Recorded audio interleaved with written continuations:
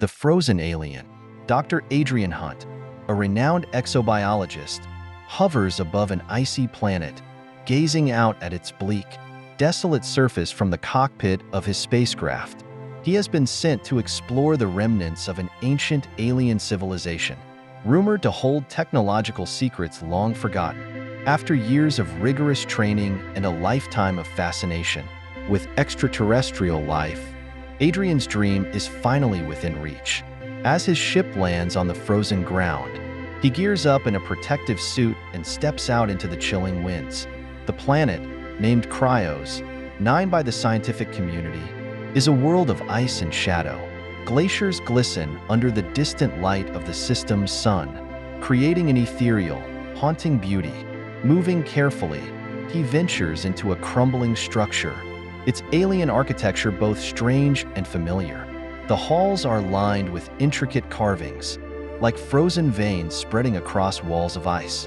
At the end of a long corridor, Adrian finds what he's been searching for, a cryogenic chamber encased in a shimmering crystalline substance. Inside, he sees her. A female alien lies dormant within the ice, her blue skin almost translucent, her silver hair flowing around her like silk.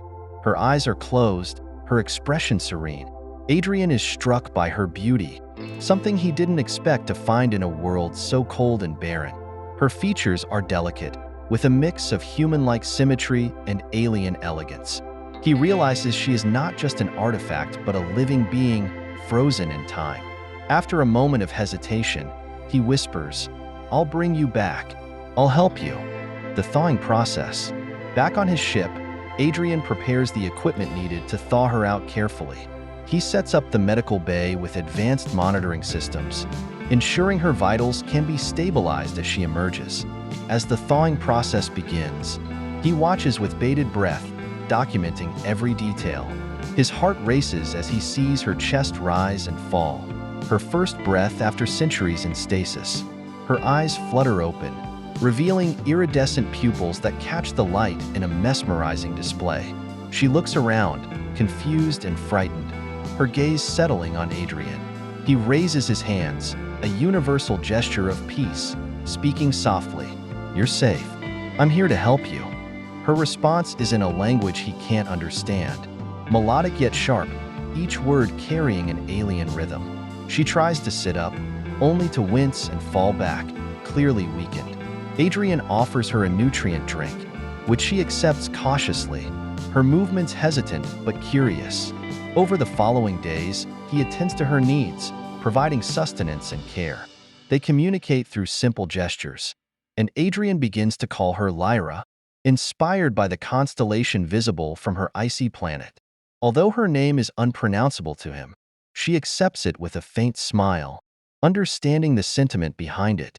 Initial communication challenges. Adrian spends long hours studying her language, using a translation device to decode her phrases.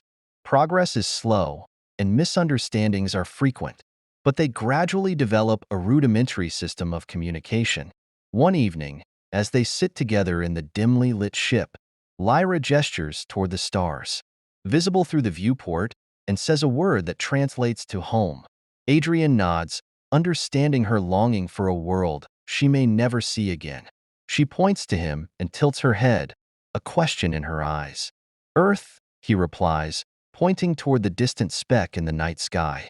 He explains, in broken phrases, his purpose for coming here, his fascination with alien life, and the desire to learn from other civilizations. Though they share few words, Lyra's expression softens, sensing his genuine curiosity and respect. Chapter 4. Learning about each other's worlds. As Lyra regains her strength, she begins to show Adrian fragments of her world. She uses holographic projections, creating three-dimensional images of her home planet, a lush world of bioluminescent forests, towering crystal spires, and creatures unlike any Adrian has ever seen. Her people, she explains, were explorers too, traveling across the galaxy to learn and grow. In turn, Adrian shares stories of Earth. He describes cities bustling with life, oceans teeming with creatures, and the wonders of human art and music. Lyra listens intently, her eyes filled with wonder and a hint of sadness, knowing that her world no longer exists in the way she remembers. They laugh together over their cultural differences. She finds human food strange, and Adrian finds her alien gadgets both fascinating and confusing. Their mutual curiosity becomes a bridge between them, drawing them closer with each conversation. Romantic tension. Their connection deepens over time, unspoken yet undeniable. One night, as they sit close together in the ship's observation deck, Adrian reaches out, brushing a stray strand of silver hair from Lyra's face. She holds his gaze, her luminous eyes reflecting the stars. In that quiet moment, they both realize the depth of their feelings. It's a love forged through understanding and respect, transcending the boundaries of species and language. They don't need words to express it. The warmth in their shared glance says everything. Their hands touch, and an electric current passes between them, a spark, raw and powerful. Lyra smiles, a hint of vulnerability in her expression as she whispers in her language, words that Adrian doesn't fully understand but knows are filled with affection. Conflict. Alien authorities arrive. Just as they begin to explore the possibilities of their relationship, an alien ship arrives. Lyra's people, having detected her revival, come to investigate. They are initially hostile, accusing Adrian of meddling with their sacred traditions by awakening. Lyra, the captain of the alien vessel, a stern figure with piercing eyes, views humans as inferior and potentially dangerous. Lyra pleads with her people, explaining Adrian's kindness and his role in her recovery. She reveals her feelings for him, a confession met with shock and disbelief. Her people warn her of the risks of bonding with a human, emphasizing the vast differences in their biology and culture. Adrian faces a moral dilemma. Should he stay and fight for their love, or let Lyra return to her people, ensuring her safety? Torn between his love and his respect for her culture, he allows Lyra to make the final choice. Resolution. The power of love and understanding ***. In a powerful moment, Lyra stands before her people and declares her love for Adrian. She speaks of the kindness he showed her, of the way he respected her traditions and helped her when she was vulnerable. Her courage inspires others, and slowly, the alien authorities relent, recognizing the potential for unity between their worlds.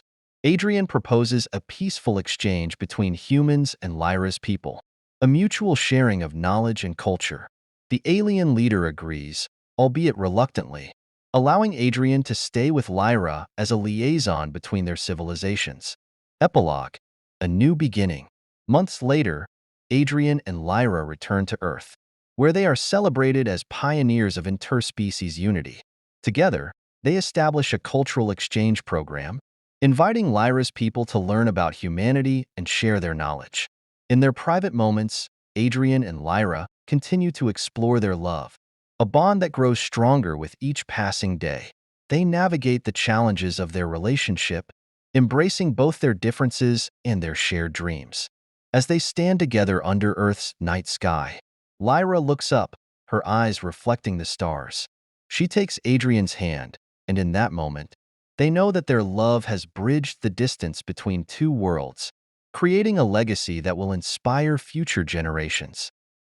If you want more stories that blend sci-fi, romance, and adventure, make sure to subscribe and join our community. Your support helps us create more stories for you to enjoy.